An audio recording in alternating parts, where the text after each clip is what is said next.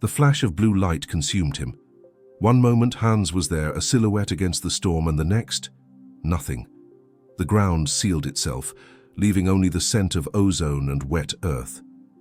A heavy silence fell over the forest clearing, broken only by our ragged breaths. We had done it, we had broken the curse, or so we thought. But some curses don't end, they change shape. Returning to Hinterwald felt surreal. The oppressive fog had lifted, replaced by a strange, almost unnatural peace. The village felt lighter, the air cleaner. For a few days, we allowed ourselves to believe it was over. We shared meals, repaired the damage from the storm, and tried to piece our lives back together. But then the whispers started. A farmer, his face pale, mentioned frantic knocking on his door in the dead of night. But when he opened it, no one was there. A young mother swore she saw a pair of glowing golden eyes staring in through her window, just for a second, before vanishing.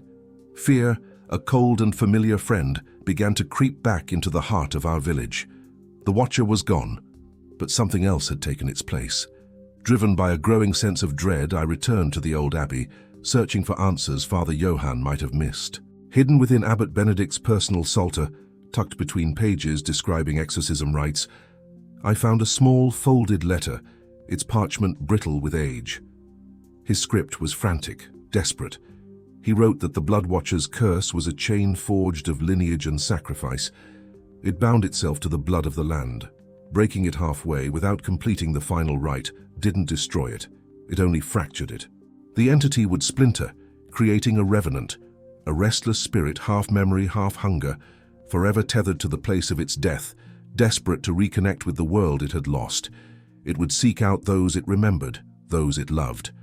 That very night, the terror became personal. We had gathered in the church, the flickering candlelight our only shield against the encroaching darkness. A soft, hesitant knock echoed from the heavy oak doors. It wasn't the violent banging of the watcher, but something gentle, familiar. Then a voice choked with weariness drifted through the wood. "Anna, Matthias, let me in, I'm so tired." It was Hans.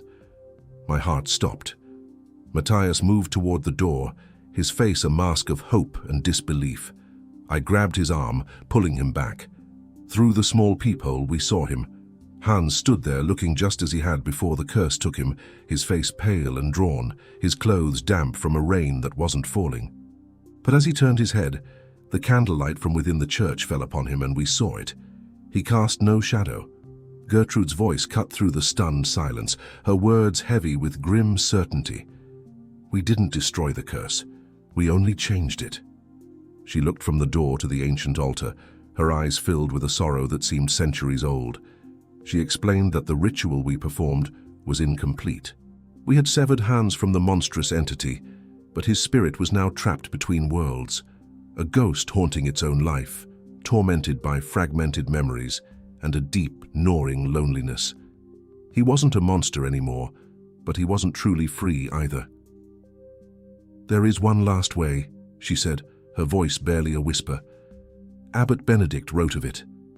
The final desperate solution. The curse, born of a violent, unwilling sacrifice, could be transformed. It required a new sacrifice, but this one had to be different. It had to be voluntary.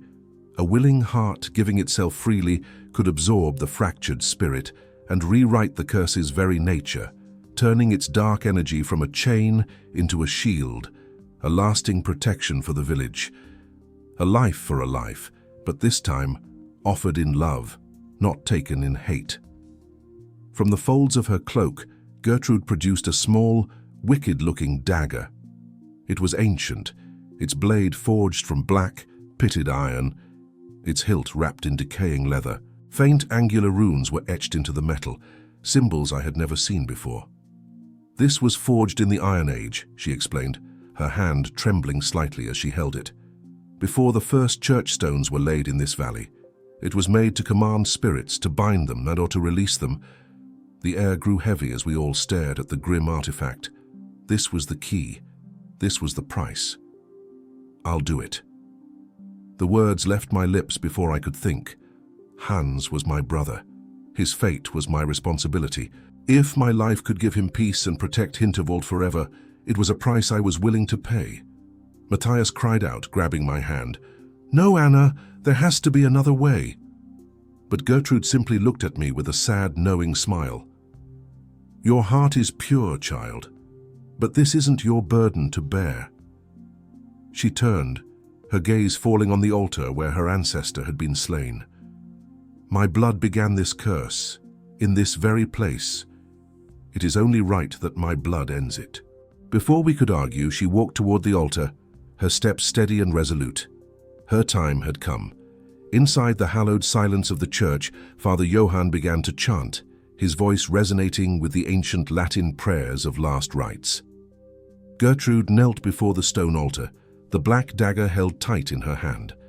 She looked back at us one last time, a tear tracing a path down her weathered cheek, but her eyes were clear, filled with acceptance and love. Then, with a deep breath, she drove the dagger into her own chest. There was no scream, only a sharp gasp. A blinding, brilliant golden light erupted from her, flooding the church, pushing back every shadow. It was warm, pure, and overwhelmingly peaceful. Through the shimmering light, another figure appeared. It was Hans, but not the hollow revenant from the door. He was whole, translucent, the confusion and pain gone from his face. He looked at Gertrude's spirit, now rising to meet him, and a slow, peaceful smile spread across his lips. "Gertrude," he whispered, his voice clear as a bell. "Thank you, I remember. I remember who I was." He reached out, and their spectral hands touched. Together, their forms dissolved, rising as a single pillar of golden light that shot up through the church's vaulted ceiling and into the night sky. As the light faded, the oppressive weight that had clung to the church for centuries lifted. The first birds began to sing outside, heralding a new day. We stumbled out into the dawn. The sky was a tapestry of pink and gold, the air crisp and clean. The curse was gone. The lingering echo of fear had been replaced by a profound sense of peace. Gertrude's sacrifice had not just ended the curse, it had transformed it into a blessing. Hinterwald was finally free. Curses end, I realized, when someone chooses to be the last link in the chain. That night, my sleep was deep and dreamless, until just before dawn. I dreamt of Gertrude, standing in a field of wildflowers under a warm sun. She smiled at me and said, "The valley is safe now, Anna, but remember, some secrets never sleep."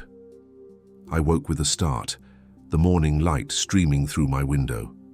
Drawn by an unseen force, I returned to the church. There, lying on the cold stone of the altar where Gertrude had made her sacrifice, was the black Iron Age dagger. It was clean, impossibly so. As I reached for it, I could feel a faint, soft hum emanating from the ancient metal, a low thrum of protective energy, waiting. A new watch had begun. Looking out at the sunrise over Hinterwald, I whispered to the empty church, "Then I'll keep watch." And far in the distance, just for a moment, I thought I heard a faint, human-like howl, quickly lost in the chorus of morning birdsong. Thank you for joining us for the final chapter of The Blood Watcher. It's been an incredible journey to share with you all. If you enjoyed this story, please hit that like button and consider subscribing for more tales from the shadows. We'll see you next time.